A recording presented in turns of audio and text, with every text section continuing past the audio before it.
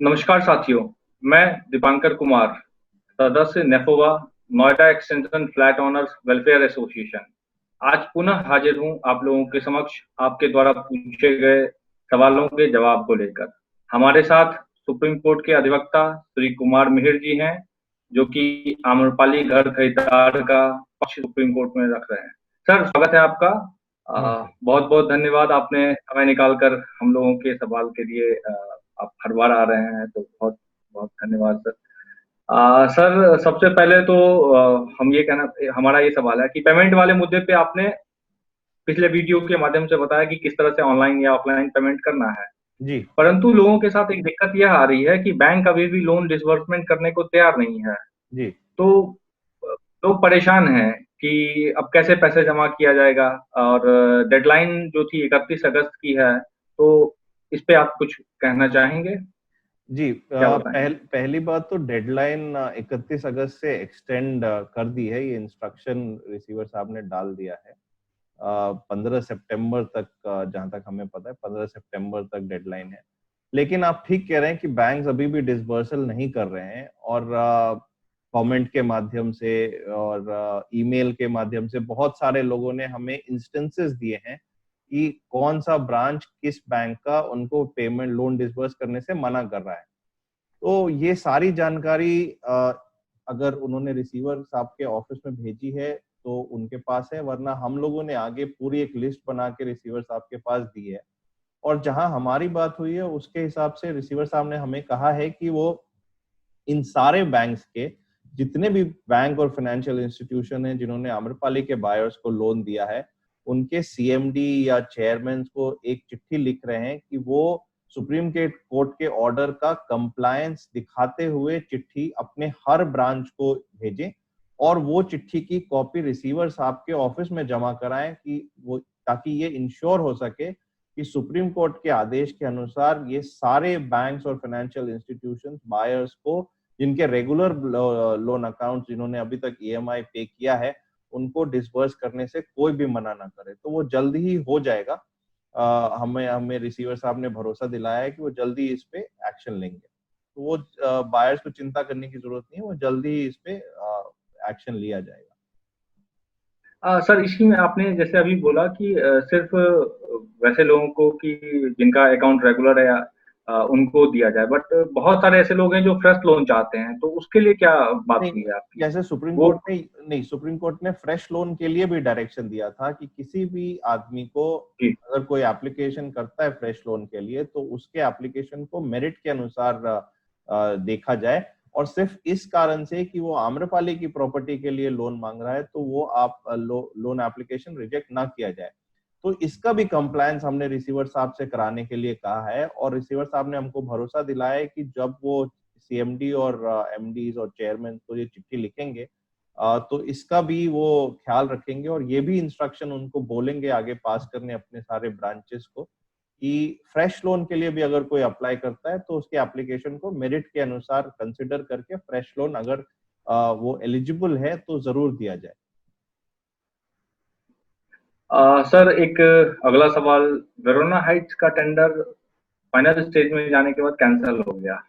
लोगों में निराशा है। वैसे लोगों के लिए, खास करके वेरोना हाइट्स के बायर के लिए आप क्या कहना चाहेंगे? देखिए, जहां तक वेरोना हाइट की बात है, ये जो टेंडर है ये क्योंकि एनबीसीसी की अपनी एक प्रक्रिया होती है, पहले टेक्निकल बिड खुलता है, फिर फाइनेंशियल बिड खुलता है, फिर उनकी ऑडिट कमिटी जो एनबीसीसी की है वो इसको कंसिडर करती है, क्योंकि ये सीबीसी की गाइडलाइंस के अनुसार बंधे हुए हैं।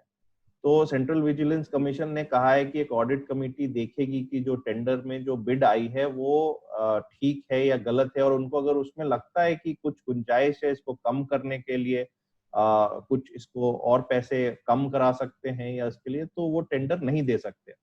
तो इस सीबीसी गाइडलाइंस के कारण, क्योंकि बिड्स जहां तक हमें पता चला है कि जो एनबीसीसी ने प्राइस फिक्स की थी उससे ज्यादा के अमाउंट का था, तो इसलिए इसलिए शायद इसको कैंसिल किया गया है। बट जल्दी ही नया बिड मंगा के, और हमें कहा गया है कि इस महीने के एंड तक, मतलब सितंबर के एंड तक सारे प्रोजेक्ट का टेंडर हो जाना चाहिए। तो 15 सितंबर तक, जहां तक रिसीवर साहब से हमारी बात हुई है, 15 सितंबर तक जरूर इसका भी बिड, वेरोना हाइट का बिड जो है वो कर लिया जाएगा। जहां तक आदर्श आवास योजना की बात है, तो आदर्श आवास योजना का टेंडर तो ऑलरेडी अलॉट कर दिया गया है और उस पे जरूर काम जो भी टेंडर कॉन्ट्रैक्टर है वो शुरू करेंगे अभी। सर, वेरोना हाइट से जुड़ा हुआ एक और सवाल है। लोगों के मन में बहुत ज्यादा कंफ्यूजन है। वेरोना हाइट, जौरा हाइट, आदर्श आवास योजना, ये सारे इतने मिले जुले नाम हैं और सबको एक दूसरे, इस पे एक छोटा सा आप अगर क्लियरिटी देना चाहें तो बहुत जी अच्छा होगा। जी, ऐसा है कि सबसे पहले आम्रपाली ने इसको लेजर वैली के नाम से लॉन्च किया था। लेजर वैली के जो आगे अगर आप गए हो तो वहां पे विला भी बने हुए हैं, और उसके बाद हाई राइज को इन्होंने वेरोना हाइट के नाम से लॉन्च किया, जो हाई राइज बिल्डिंग्स बननी थी। लेकिन बीच में जो लेजर वैली डेवलपर्स जो कंपनी थी, उसका करार इन्होंने एक दूसरी कंपनी जौरा इंफ्राटेक के साथ हुआ। तो टावर A to Z जो पहले वेरोना हाइट के नाम से बननी थी, उसमें इन्होंने जो भी खाली इन्वेंट्री पड़ी थी, क्योंकि इनका जौरा इंफ्राटेक के साथ करार हो गया था, तो उसमें इन्होंने जौरा हाइट्स के नाम से फ्लैट्स बेचे। उसके बाद जब इनको एडिशनल FAR मिला और ये आगे बनाने के लिए एलिजिबल हुए, तो टावर A1 से H1 के बीच में भी इन्होंने जौरा हाइट्स के नाम से फ्लैट्स बेचे। लेकिन उसके बाद इनका जौरा इंफ्राटेक के साथ करार टूट गया और फिर आम्रपाली ने एक आदर्श आवास योजना के नाम से प्रोजेक्ट लॉन्च किया, और जो भी खाली इन्वेंट्री पड़ी थी, चाहे वो A to Z टावर्स में या A1 से H1 टावर्स में थे, जो पहले ये वेरोना हाइट, फिर जौरा हाइट, और उसके बाद जो बचा हुआ इन्वेंट्री था वो इन्होंने आदर्श आवास योजना के नाम से भी बेचा है। इसके बाद फेज 3-4 जो टावर्स H2 से W2 तक इन्होंने लॉन्च किया, जिसका इन्होंने अप्रूवल भी नहीं लिया था, वो पूरा आदर्श आवास योजना के नाम से है। तो वेरोना हाइट, जौरा हाइट और आदर्श आवास योजना, ये टावर्स A to Z और H1 से W1 के बीच में आपको ये तीनों प्रोजेक्ट्स के नाम से बेचे गए हैं। वेरोना हाइट के नाम से भी बेचा गया है, जौरा हाइट के नाम से भी बेचा गया है, और आदर्श आवास योजना के नाम से भी बेचा गया है। तो मेरी सलाह सिर्फ बायर्स को ये होगी कि वो नाम से पे ना जाए, वो अपने टावर के हिसाब से देखें। A to Z Verona height के नाम से टेंडर इशू किया गया है, और A1 से H1 आदर्श आवास योजना के नाम से टेंडर किया गया है। तो उनका जो भी टावर नंबर है उसके हिसाब से वो जाएं, और उसके हिसाब से उनको पेमेंट करनी है और उनको पोजेशन मिलेगा। अभी क्योंकि जौरा इंफ्राटेक के साथ इनका करार टूट गया था, तो अभी जौरा हाइट्स के नाम से कोई अलग से टावर नहीं बन रहा था, और जो भी बन रहा है वो इन्हीं वेरोना हाइट और आदर्श आवास योजना के नाम से ही बन रहा है। बट जौरा हाइट्स के नाम से जो खरीदार हैं, जो उसके, उनको घबराने की जरूरत नहीं है, वो अपने टावर नंबर से चेक कर सकते हैं। सर, इसी में अगला सवाल है। अनअप्रूव फेज आदर्श आवास योजना फेज 4-5 H2 से W2, उनके जी बायर्स बहुत परेशान हैं, उनका कहीं नाम नहीं है, कुछ नहीं जी है। जी। तो क्या उनके लिए कब तक निश्चितता जी है? जी, हमारी रेगुलर रिसीवर से बात हो रही है इसमें। हमने, जैसा मैंने पहले भी बताया था, कि हमने एक पूरी लिस्ट जो H2 से W2 टावर्स के बायर्स जो बचे हुए हैं, जिनको कहीं शिफ्ट नहीं किया गया था आम्रपाली के टाइम पे, उसकी एक पूरी लिस्ट आम्रपाली ग्रुप ने DRT में जमा की थी। वो पूरी की पूरी लिस्ट हमने रिसीवर के ऑफिस में जमा कर दी है। रिसीवर साहब ने ये लिस्ट अपनी कमेटी में डिस्कस भी किया है, और इन लोगों को स्वैपिंग करने के लिए या उसी जमीन पे नया टावर बनाने के लिए बात चल रही है। तो क्योंकि इसमें अगर नया टावर बनना है तो इसमें ग्रेटर नोएडा का इन्वॉल्वमेंट चाहिए, NBCC का इन्वॉल्वमेंट चाहिए, और कोर्ट की परमिशन चाहिए। तो इसलिए थोड़ा टाइम लग रहा है। अगर शिफ्टिंग भी करनी है तो एक ट्रांसपेरेंट तरीके से किस मैकेनिज्म में शिफ्टिंग होगी, कौन सा इन्वेंट्री इनको ऑफर किया जाएगा, किस रेट पे किया जाएगा, इन सब चीजों में थोड़ा टाइम लग रहा है।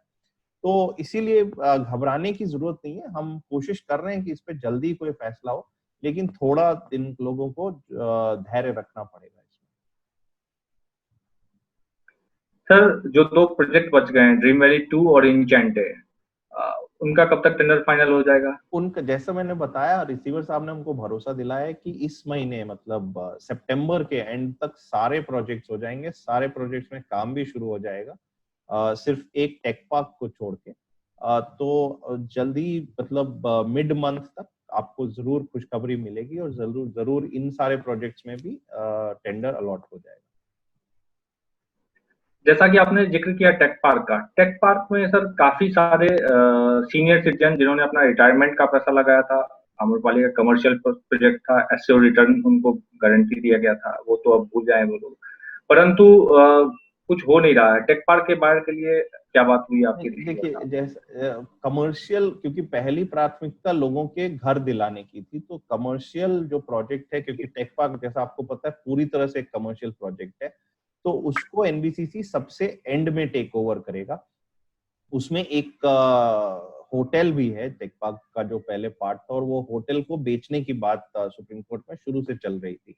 पहले वो डीआरटी ने भी कोशिश की बेचने की, सुप्रीम कोर्ट ने अब एमएसटीसी को बोला है, तो उस कारण थोड़ा टाइम लग रहा है। बट हमारी रिसीवर से बात की है कि एक बार जब ये सारे रेजिडेंशियल प्रोजेक्ट्स में टेंडर अलॉट हो जाएगा, क्योंकि अभी हार्ट बीट का भी टेंडर अलॉट होना है, हार्ट बीट 1 और 2 का भी, क्योंकि वो 28 जुलाई को वो भी सुप्रीम कोर्ट ने बोल दिया है कि हार्ट बीट 1 और 2 भी आम्रपाली ग्रुप का पार्ट है, तो उसका भी टेंडर अलॉट होना है। तो एक बार जब रेजिडेंशियल प्रोजेक्ट्स का टेंडर हो जाएगा, उसके बाद जरूर टेक पार्क का भी टेंडर निकाला जाएगा, वो काम उसमें भी होगा।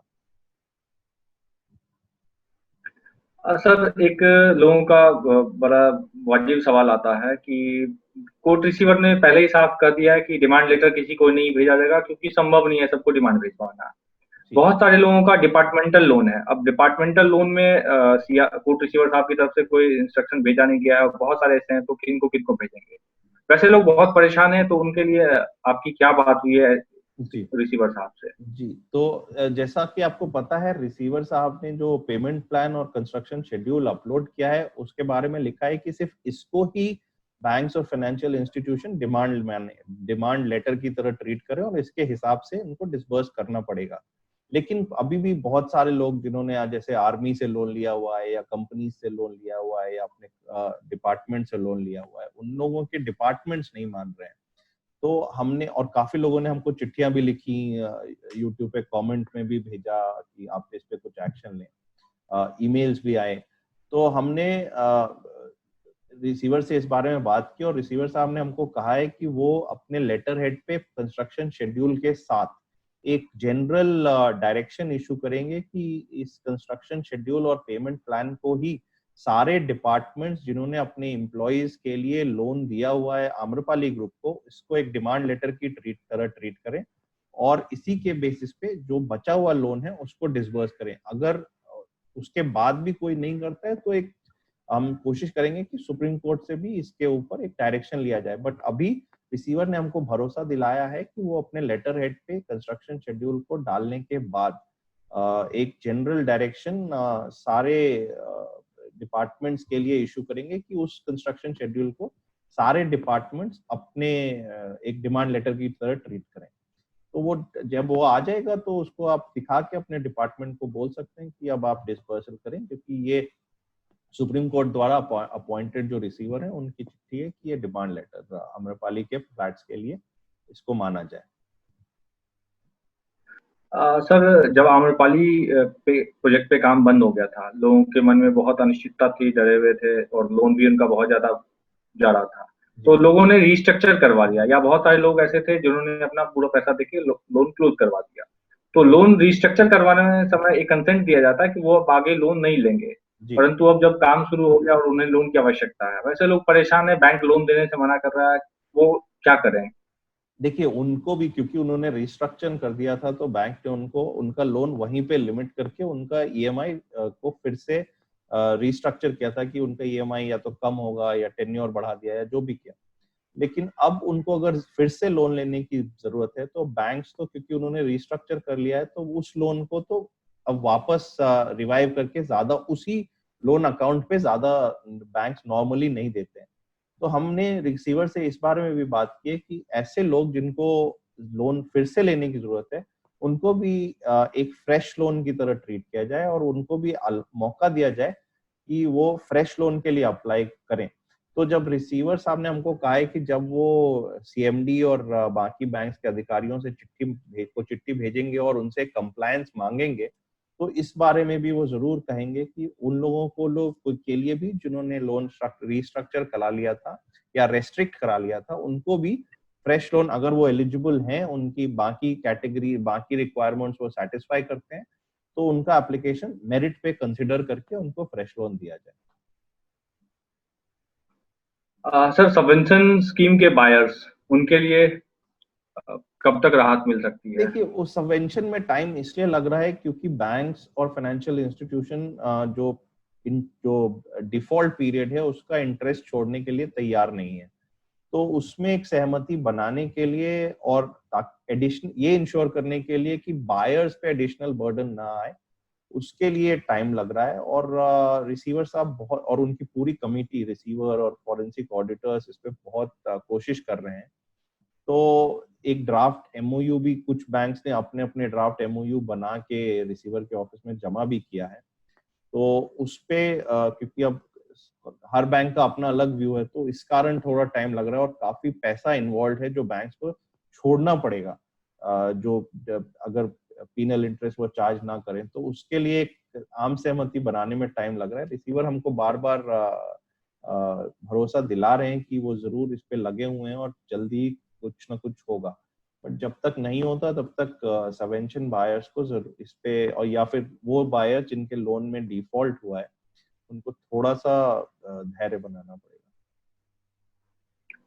सर, एसबीआई कैप, उस पे क्या स्टेटस है और लास्ट ईयर में क्या हुआ, थोड़ा अगर आप बताना चाहेंगे? देखिए, एसबीआई कैप्स का इशू तो अब 31 तारीख को टेक ओवर होगा। एसबीआई कैप्स के दो प्रॉब्लम हैं। एसबीआई कैप्स एक तो इंटरनल रेट ऑफ रिटर्न 12% मांग रहा है, कि जो भी वो पैसा आम्रपाली के प्रोजेक्ट्स को बनाने के लिए देगा, उस पे उसको 12% का रिटर्न चाहिए।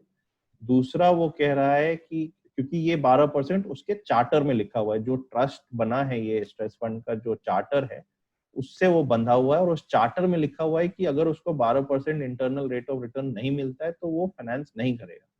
तो उससे नीचे जाने के लिए वो अपनी तरफ से एसबीआई कैप्स एक्शन कुछ डिसीजन नहीं ले सकता, उसको कोर्ट का डायरेक्शन चाहिए। तो वो बंधा हुआ है और इसलिए वो इंसिस्ट कर रहा है कि उसके चार्टर के हिसाब से उसको 12% चाहिए, जो रिसीवर तैयार नहीं है क्योंकि 12% बहुत ज्यादा होता है। दूसरा इशू ये था कि वो कह रहा है कि जो टेरेस होम्स प्रोजेक्ट है सेंचुरियन पार्क का, वो सिर्फ अगर टेरेस होम को अलग माना जाए तो उसमें जितना जो कॉस्ट ऑफ कंस्ट्रक्शन है वो और जो रिसीवेबल है, उन दोनों में बहुत बड़ा अंतर है। और जो कॉस्ट ऑफ कंस्ट्रक्शन है वो बहुत ज्यादा है जबकि रिसीवेबल काफी कम है। तो ये उनके हिसाब से एक नेगेटिव, कैश नेगेटिव प्रोजेक्ट है और इसको फाइनेंस करने के लिए वो तैयार नहीं थे। तो वो कह रहे थे कि आपको सेंचुरियन पार्क से टेरेस होम्स को हटाना पड़ेगा, जबकि एनबीसीसी ने एक टेंडर इशू किया था क्योंकि सेंचुरियन पार्क एक लार्जर प्रोजेक्ट के अंदर ये टेरेस होम प्रोजेक्ट आता था और एमिनिटीज कॉमन थी। तो इस पे क्योंकि ये एक बहस का विषय हो गया था और रिसीवर और एनबीसीसी एक तरफ थे, एसबीआई कैप्स दूसरी तरफ था, तो कोर्ट ने अब इनको, एनबीसीसी को कहा है कि ठीक है, आप इसमें फाइनेंस इंश्योर करने के लिए आप टेरेस होम्स को इंक्लूड ना करें। बाकी जहां तक बात है, इसके अलावा एनबीसीसी सॉरी एसबीआई कैप्स ये कह रहा था कि जो वो पैसा 625 करोड़ के आसपास अभी दे रहा है, उसकी सिक्योरिटी के लिए अनसोल्ड इन्वेंट्री तो उसको चाहिए ही चाहिए, बट बाकी एफएआर और जो एसेट है उसको भी सिक्योरिटी में रखा जाए, जो कि बाकी प्रोजेक्ट्स को भी अफेक्ट करता।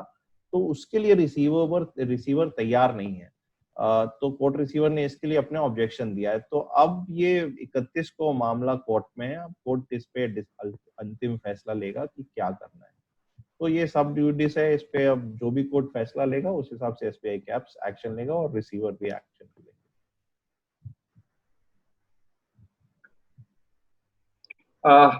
सर, टेक लार एसेंसिया एक प्रोजेक्ट है जी, जिसको आम्रपाली का ही प्रोजेक्ट माना गया है। देखिए, ला रेजिडेंसिया के बारे में प्रॉब्लम यह है कि जो एक 14 अक्टूबर का ऑर्डर था जिसमें ला रेजिडेंसिया ने एक एफिडेविट फाइल किया था, और उसमें उन्होंने कहा था कि और फोरेंसिक ऑडिटर ने भी अपने जो जजमेंट में रिपोर्ट कोट हुई है उसमें कहा है कि सिर्फ 632 फ्लैट थे ला रेजिडेंसिया के प्रोजेक्ट के जो आम्रपाली ग्रुप को जाने थे, उनका जो अग्रीमेंट था उसके हिसाब से, या फिर उन 19.75% ला रेजिडेंसिया का आम्रपाली ग्रुप के पास था। तो ला रेजिडेंसिया ने कहा था कि वो ये 632 फ्लैट देने के लिए तैयार है, लेकिन इन फ्लैट को बनाने के लिए उसने जो कंस्ट्रक्शन किया है वो कॉस्ट उसको वापस किया जाए। तो कोर्ट ने उसको कहा था 14 अक्टूबर को सुनने के बाद कि वो अपना एक एफिडेविट फाइल करे, ये बताते हुए कि उसका कॉस्ट कितना हुआ है और कितना पैसा उसका लगा है, कितना पैसा जो फ्लैट है उसका वैल्यूएशन क्या है, उसके बारे में एक डिटेल्ड एफिडेविट देने के लिए कहा था। और ला रेजिडेंसिया के फ्लैट्स के की सेल पे रोक लगा दी थी कि आप ये कोई और आगे फ्लैट बेच नहीं सकता। ये मामला फिर 2 दिसंबर को 2019 को आया था, जिसमें उन्होंने कहा था कि ला रेजिडेंसिया को एक प्रपोजल फॉरेंसिक ऑडिटर्स के पास भेजना है और वो ये सब चीजें कंसिडर करके अपनी एक रिपोर्ट सुप्रीम कोर्ट में देंगे और फिर उसके बाद इस पे कोई फैसला होगा। अनफॉर्चुनेटली उसके बाद जब तक ये रिपोर्ट फॉरेंसिक ऑडिटर्स प्रिपेयर करते तब तक ये पैंडेमिक आ गया और रिपोर्ट आई नहीं, तो इसलिए उस पर कोई एक्शन नहीं हुआ है। बट हमने कोशिश की है और कर भी रहे हैं कि ला रेजिडेंसिया पे जरूर कोई क्लैरिटी आए, क्योंकि वो दोनों तरह से ला रेजिडेंसिया के बायर्स के लिए भी और बाकी आम्रपाली के बायर्स के लिए भी, क्योंकि काफी उसमें पैसा इन्वॉल्व है, काफी अनसोल्ड इन्वेंट्री इन्वॉल्व है। अगर 632 फ्लैट आने हैं तो अनसोल्ड इन्वेंट्री भी आएगा, तो पैसा बाकी प्रोजेक्ट्स को कंस्ट्रक्शन के लिए भी इंतजाम करने के लिए जरूरी है। बल्कि ला रेजिडेंसिया के बायर्स के लिए भी क्लैरिटी ये आनी जरूरी है कि आम्रपाली का पार्ट है कि नहीं है, अगर है तो कौन बनाएगा, अगर नहीं है तो बाकी जो अम्यूनिटीज हैं और कंस्ट्रक्शन है वो क्यों रुकी हुई है। तो इस पे हम कोशिश कर रहे हैं और जल्दी इस पे हम कोर्ट से कोई क्लैरिटी इस पे लेने की कोशिश करेंगे। सर अंत में एक सवाल और। जी एक तो सर्विस टैक्स का इशू, सर्विस टैक्स ही देना पड़ेगा इस पे, आप क्या जी, कहेंगे? हमने बात की है, हमने फॉरेंसिक ऑडिटर से भी बात की है, हमने कोर्ट रिसीवर से भी बात की है और बाकी काफी लोगों से बात की है अभी तो। और हमें रिसीवर ने साहब ने ये बताया है कि उनकी गवर्नमेंट से भी बात हुई है और जो क्लैरिटी है, जो इसमें जो बात आती है वो ये है कि उनको सर्विस टैक्स ही देना पड़ेगा 3.75%। वो बिल्कुल क्लियर है। जीएसटी जहां तक है, क्योंकि इनपुट क्रेडिट इसमें शायद लिया नहीं जा रहा या तो 5% के आसपास बैठता है, जो भले अब जैसे नॉर्मल एक नॉर्म चल रहा है, आप लोगों को भी मैसेज आते होंगे कि जीएसटी तो 1% है, जीएसटी तो 1% है, बट जीएसटी अफोर्डेबल होम्स पे 1% है या फिर 5% है, और वो सिर्फ होम्स पे है। बाकी अदर सर्विसेज पे जीएसटी शायद और ज्यादा है, जैसे आप और वो स्टैंडर्ड नहीं है, तो आप एक एवरेज लेंगे तो जीएसटी ज्यादा ही बैठेगा, जहां तक इन इन रिसीवर की कमिटी ने इस पर डिलिबरेशन किया और हमें पता लगा है। तो रिसीवर साहब ने बहुत ही क्लियरली ये हमको कहा है कि सर्विस टैक्स तो लग देना पड़ेगा और उसमें अभी तक कोई छूट नहीं है। अगर कोर्ट इसमें कोई एक्शन लेता है या कोई डायरेक्शन देता है, जो कि हम कोशिश कर रहे हैं, तो उस पे वो जब आएगा तो जरूर बायर्स को पता चल ही जाएगा, या हम जरूर उनको बताएंगे कि अगर कोई छूट मिलती है तो वो तो सबको उसका बेनिफिट मिलेगा। सर टीडीएस, बहुत सारे बायर्स जिनका फ्लैट 50 लाख से ऊपर है वो परेशान है कि टीडीएस पहले बिल्डर को काटना होता था, बिल्डर ने काटा नहीं, या फिर अब कौन काटेगा, कैसे उसके जी, ऊपर आपकी क्या बात है? हमने बात की, जहां तक आम्रपाली के प्रोजेक्ट्स की बात है तो बहुत सारे फ्लैट्स हैं नहीं ऐसे जो 50 लाख के ऊपर हैं, क्योंकि जी आम्रपाली आपको पता है कि बहुत ही उस जमाने में रेट्स काफी कम थे। बट कुछ फ्लैट जरूर हैं जो आप 50 लाख के ऊपर हैं, और हमने रिसीवर से बात की है कि उन फ्लैट्स के लिए, क्योंकि मैंडेट होता था कि टीडीएस काटना पड़ता था और कि टीडीएस जमा कराना पड़ता था, लेकिन रिसीवर साहब ने अभी तक जो हमें इंस्ट्रक्शन दिया है वो कहा है कि टीडीएस की कोई नहीं काट रहा, किसी को जरूरत नहीं है, आप सिर्फ सर्विस टैक्स पे करेंगे, जो भी आपका बैलेंस है। जो पोर्टल पे हमने एक पेमेंट प्लान कैसे करें उसके लिए एक पहले डिस्कशन किया था। तो आपको सिर्फ अभी सर्विस टैक्स पे करना है, कोई टीडीएस नहीं पे करना। आप अपना जो भी आपको पेमेंट बचा हुआ है उस हिसाब से पे करें और प्रूफ ऑफ पेमेंट रखें अपने पास। वो जो वेरिफिकेशन होगा तो अब आप दिखाएं और आपका फ्लैट रजिस्टर हो जाएगा। अभी कोई टीडीएस पेमेंट करने का कोई इंस्ट्रक्शन नहीं है आम्रपाली के प्रोजेक्ट्स के फ्लैट्स के लिए। और हमने ये क्लैरिफाई किया है रिसीवर के साथ।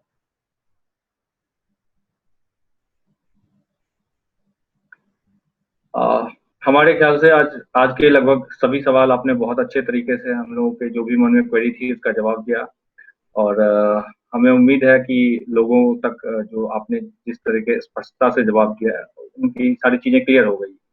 तो अपना बहुमूल्य समय निकालने के लिए और हमारे जवाब देने के लिए बहुत बहुत धन्यवाद। Thank you so much sir. हम फिर आपसे अगली बार जरूर अपने सवालों के साथ फिर से मिलेंगे। Thank you. Thank you.